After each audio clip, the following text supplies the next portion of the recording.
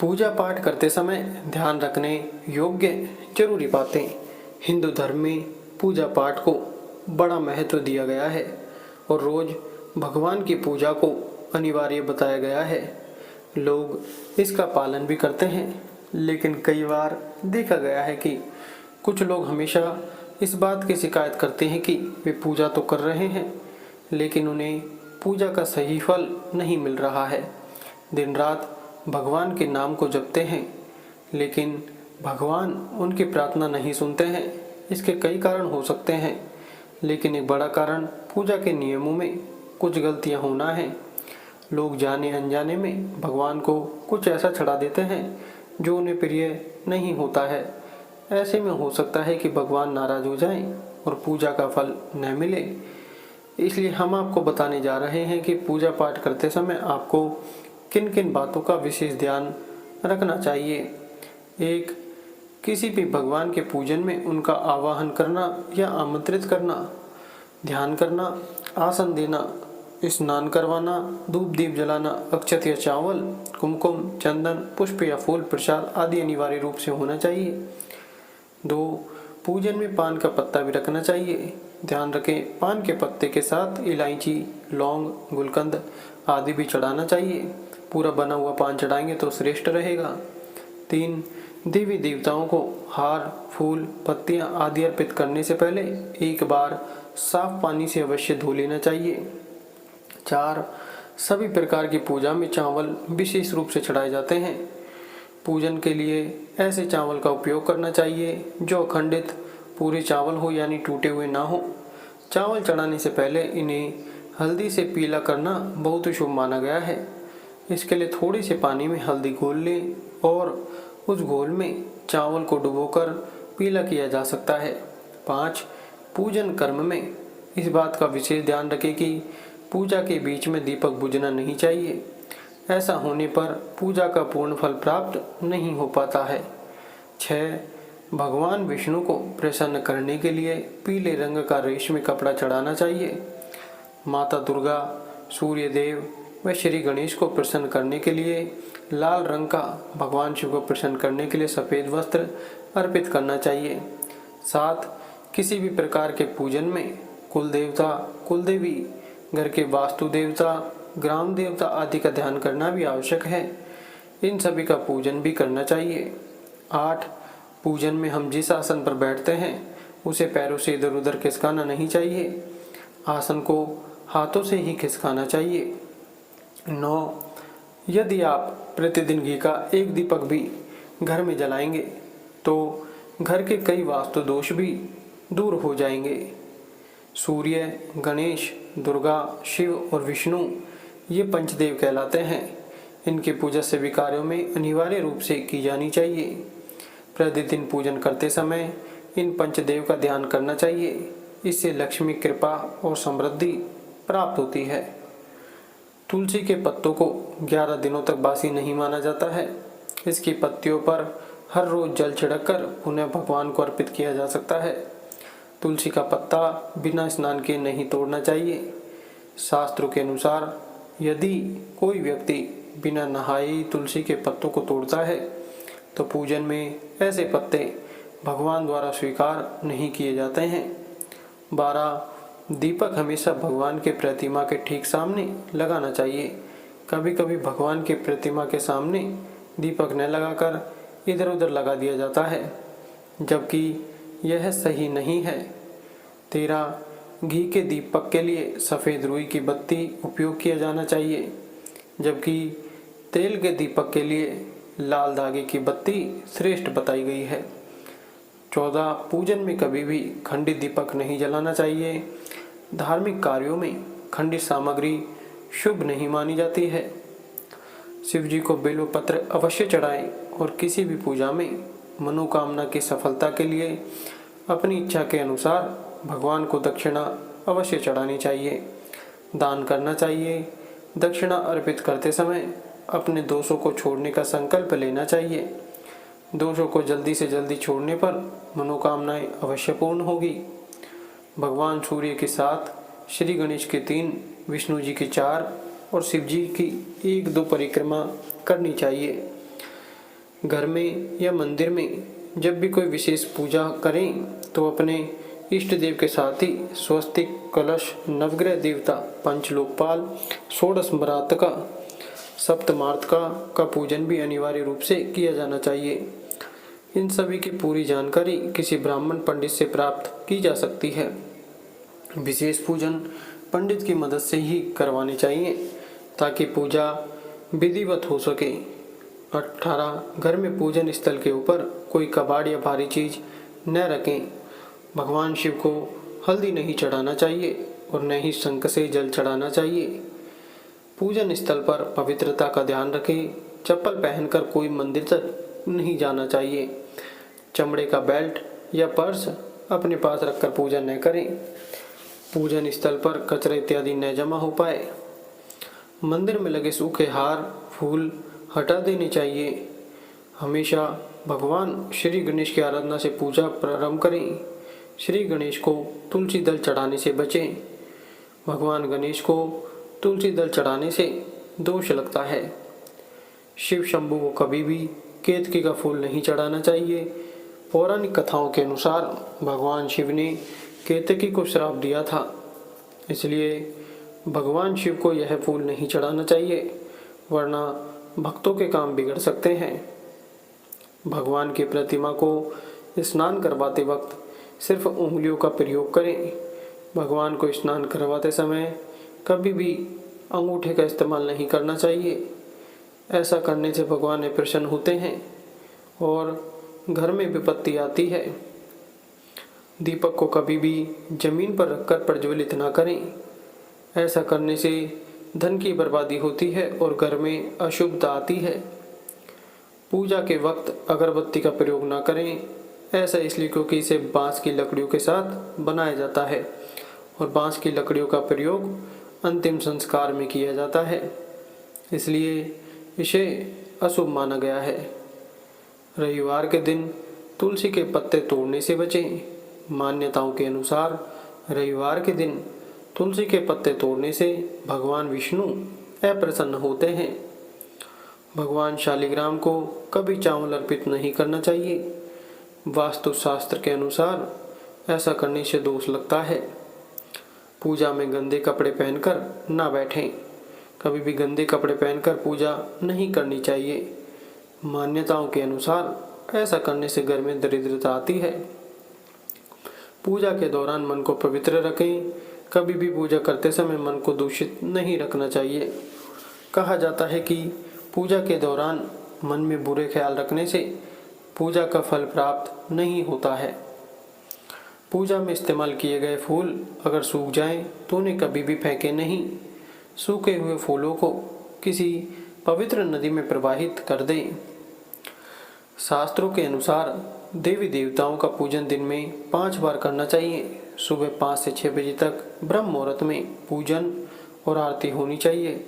इसके बाद प्रातः 9 से 10 बजे तक दूसरी बार का पूजन, दोपहर में तीसरी बार पूजन करना चाहिए। इस पूजन के बाद भगवान को शयन करवाना चाहिए। शाम के समय 4-5 बजे पुनः पूजन और आरती। शाम को 8-9 बजे शयन आरती करनी चाहिए।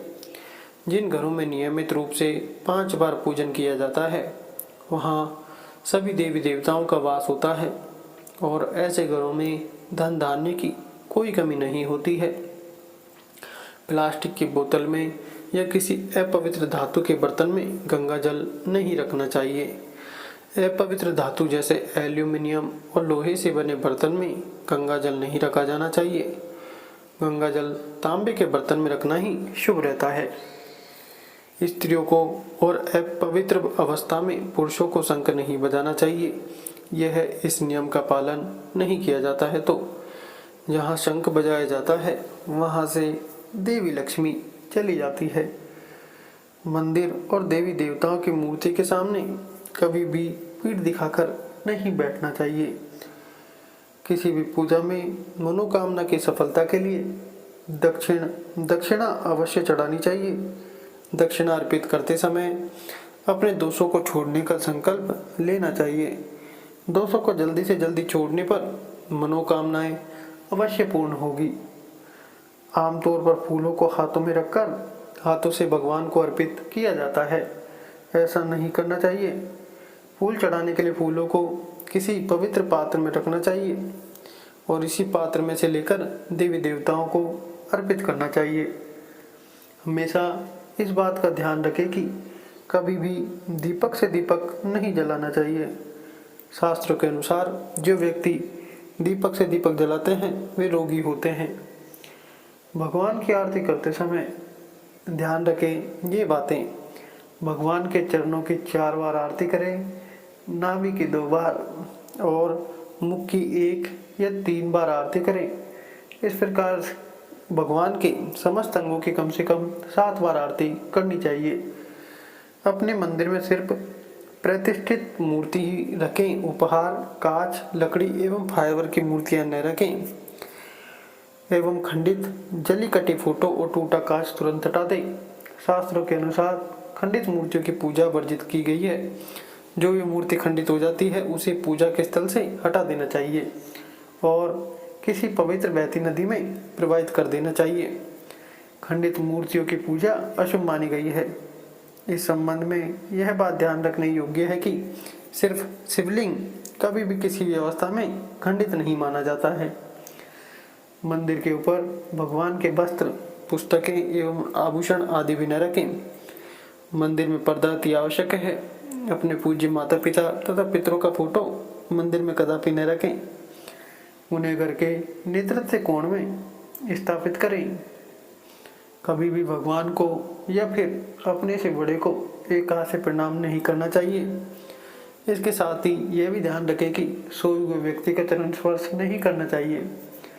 पूजा के बाद बड़ों का आशीर्वाद लेते समय ध्यान रखें कि किसी के दाएं पैर को दाएं हाथ से, बाएं पैर को बाएं हाथ से छूकर प्रणाम करें। जप करते समय जीभ या होठ को नहीं हिलाना चाहिए।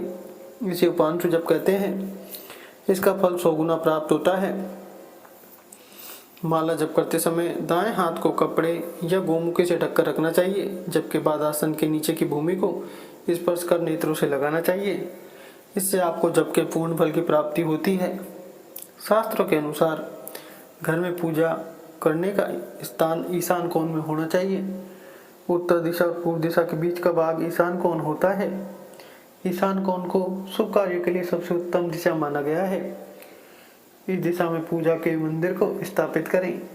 यदि किसी कारणवश ऐसा न कर पाए तो भूलकर भी घर के ईशान कोण में गंदगी जमा न होने दें। वे घर के इस हिस्से को सदा पवित्र रखें। ईशान कोण के अतिरिक्त पूर्व दिशा भी पूजा स्थान के लिए श्रेष्ठ मानी जाती है। इसलिए आप घर में ईशान कोण व पूर्व दिशा दोनों में से जहाँ भी सुविधाजनक रूप से पूजा स्थल की स्थापना कर सकें, पूजा स्थल में गणेश जी की स्थापना अवश्य करें। इसके लिए एक सुपारी पर लाल धागे मूली की लपेट लें और कुमकुम से तिलक कर एक कटोरी में थोड़े चावल रखकर स्थापित करें। पूजा स्थल में एक कोने में बंद पात्र में गंगा जल अवश्य रखना चाहिए। एक तांबे के छोटे से लोटे में जल को पूजा स्थल में अवश्य रखना चाहिए। प्रतिदिन इस पात्र का जल बदलना चाहिए। वे पुराने जल को पीपल के पेड़ या तुलसी के पौधे में डाल सकते हैं। पूजा के स्थान में एक देव की सिर्फ एक ही प्रतिमा रखें। यदि आपके पास एक देव की एक से अधिक प्रतिमा पूजा स्थल में है तो उन्हें घर में कहीं भी दीवार आदि पर लगा सकते हैं, किंतु पूजा स्थल में एक देव की एक ही प्रतिमा रखें। घर में पूजा के स्थान पर कभी भी बड़ी मूर्तियां नहीं रखनी चाहिए। बड़ी मूर्तियों में प्राण प्रतिष्ठा होना अनिवार्य हो जाता है, इसलिए बड़ी मूर्तियां मंदिर के लिए ही उचित हैं। पूजा स्थल में छोटी मूर्ति रख सकते हैं। पूजा करने के स्थान पर भूलकर भी अपने पितृदेव, स्वर्गीय माता पिता या गुरु की फोटो न लगाएं। उनका स्थान अलग रखें। पूजा स्थल में कूड़ा कचरा एकत्रित न होने दें। प्रतिदिन पूजा घर की सफाई करें। अगर आपने पूजा घर में कोई मूर्ति की स्थापना की हुई है तो ध्यान दें मूर्ति का कोई भी हिस्सा खंडित नहीं होना चाहिए। मूर्ति खंडित होने पर तुरंत उसे वहां से हटा दें। खंडित मूर्ति को बहते जल में विसर्जित कर सकते हैं।